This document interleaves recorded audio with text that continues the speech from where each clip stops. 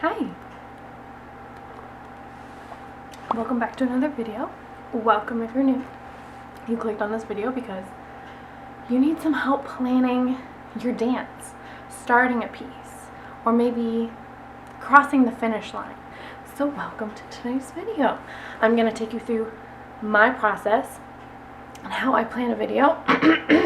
Excuse me. How I plan a dance, how I plan a dance video, how I plan a dance for the stage. Stick around to the end for a special free workbook, and I will walk you through how to use it and where to find it to keep all of your ideas in one spot so you can finish your dance faster and be more content with the finishing product because you used something to keep you organized. Let's go ahead and get started. Boogie first. The first thing I do before I start a piece when planning is I get inspired. So a couple places that I look are Pinterest. I have a Pinterest board stocked full of inspiration, character photos, colors, sets, costumes, any of those kind of visual pieces. I go to Pinterest first to find some inspirational pictures. I also find inspiration in music. I use Epidemic Sound for my YouTube videos and things projects for Instagram and YouTube, so I can use it commercially. Keep searching and keep getting inspired. Like on Pinterest and with music, is your research for your piece isn't done until the piece is done. You know what I mean? Another way I get inspired is just by dancing. Like I haven't planned the piece out yet, but like maybe I find a piece of music that I like and I just want to groove to it. I can get inspired from that and say like I'm starting to find some bouncing moves, or I'm starting to find some shapes I like. I can take that and use that as my jumping off point for inspiration. I definitely watch a lot of Instagram and YouTube dance videos. I feel like I've gone through all of them on YouTube. Like there's not that many. Definitely find inspiration in other dancers and other dance pieces and other movies. Even TV shows have some dance bits and stuff, and musicals as well. You can take inspiration from other dancers and other dance pieces, but don't take their idea. I talked about this in my mistakes video where I was referencing Gene Kelly and Donald O'Connor in Singing in the Rain, and they jump off of a chair in this cool tap number. Oh, I found this example on Instagram. This is another way to get inspired that I've never done before, and I saw it from where they watch old pieces. I talked to them more and they were like, it's mostly for reminiscing, but like sometimes a move will catch their eye and be like, that inspires me, I want to use that instead for my next piece. Okay, now we're getting into the meat of the planning. There are 5 key elements to a piece that you need to remember to plan for so it all becomes cohesive, it becomes a world, and becomes digestible to the audience. So the first one is costumes. Gotta plan that shit out. Second one is lighting. Depending if you're on stage or if you're on location, you have to think about lighting. If you're inside your house, it's dark, it's a sad piece, you need to have dim lighting. On stage is a little bit different. You can have spotlights, you can have different hues, you can have like all sorts of different timing things that can happen. Yeah, so that's something that needs to be planned out thoroughly, so then it's a cue to the audience as to like what's actually happening. Going off of lighting, you need to have a plan for setting. So is it on location? Is it in your house? Is it in your basement? Is it in your bedroom? Is it outside in a field, wide open field, Sound of Music type? Or is it like graffiti walls, brick, urban area?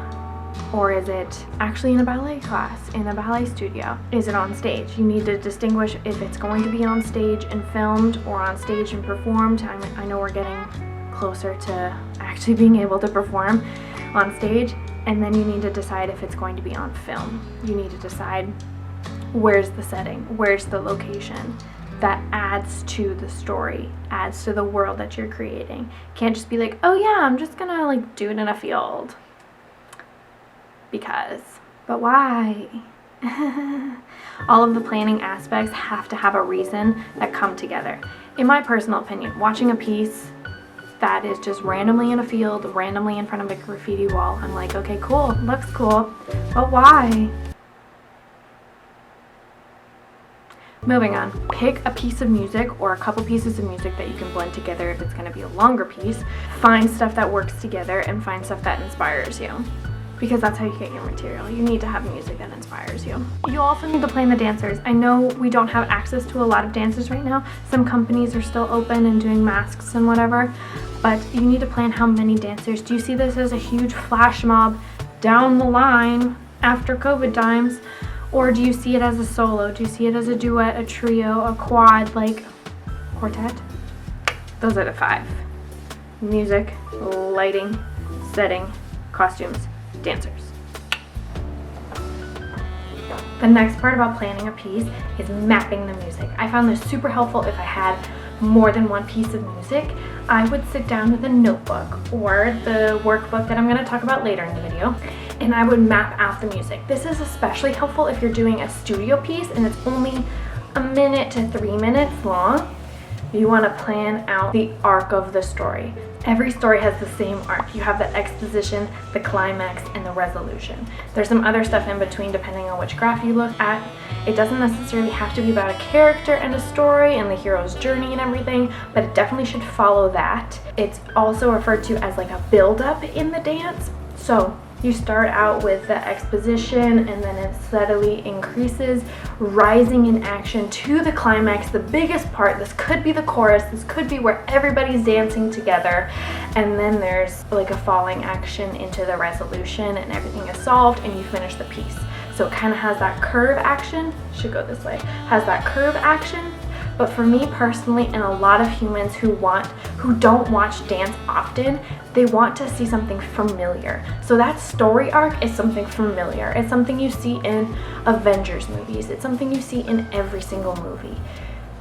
People are more likely to digest it easier and be entertained if it has that story arc. Okay, going back to mapping the music. I just had that tangent. Mapping the music, you need to distinguish in the song what is the exposition, what is the climax, rising action, climax, and then falling action and resolution. So there is a build-up in songs. This is great for competition pieces and studio pieces because they are shorter and you can find that chorus for the climax. For longer pieces, you could have one song be the exposition, one song be the climax, one song be the resolution, and make it a 10-minute piece and still have that arc and still have the audience engaged. So map the music out, and when you listen to it, write it down. Say second 0 to 45 is exposition, 46 to 107 is climax, 108 to the end, exposition. Resolution, excuse me, not exposition, that was backwards. You want to make sure it makes sense with the music. That arc goes with the arc of the song or piece of music. Moving on.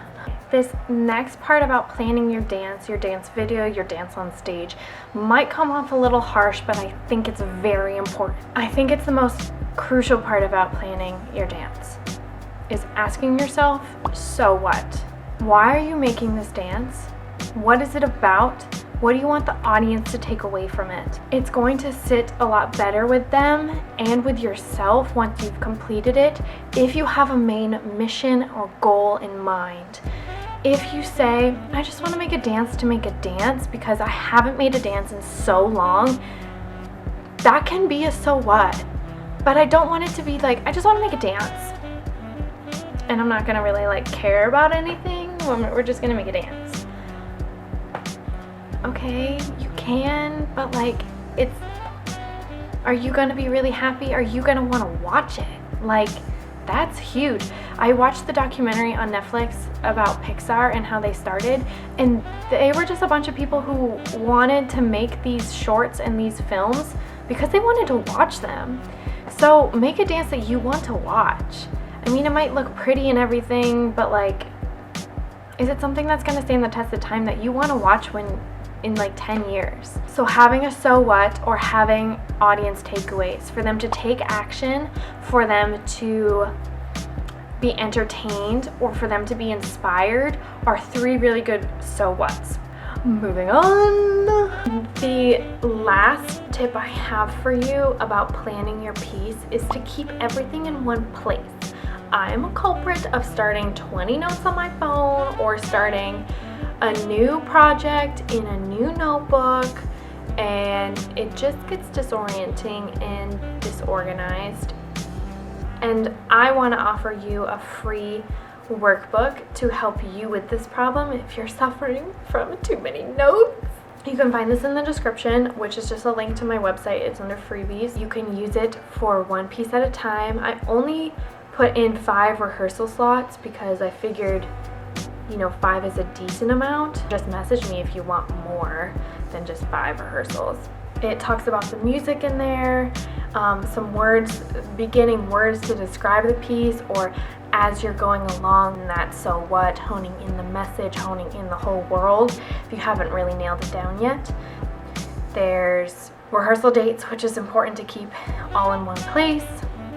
Your overarching idea. There's a spot for costumes where you can write, copy and paste, draw, shot list, where you can write it down. There's pictures, storyboard squares, if you like to draw.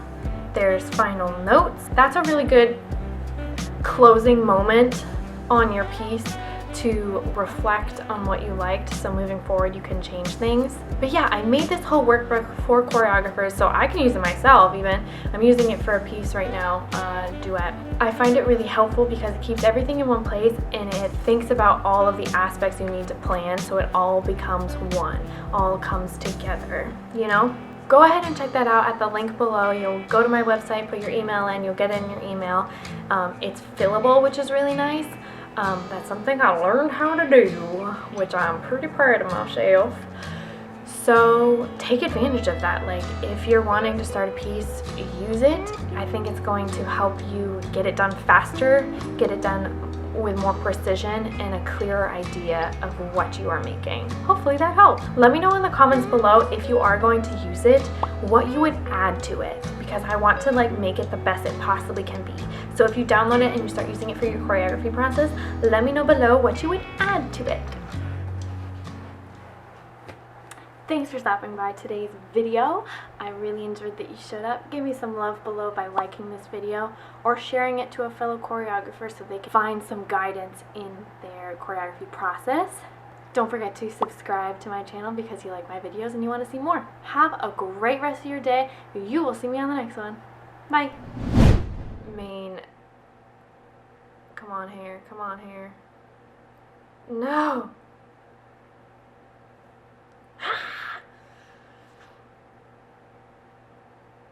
So good. I don't know about you, but I like shitty coffee.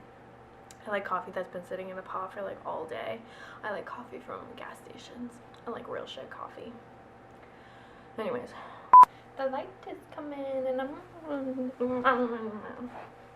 you know, this one freaking hair.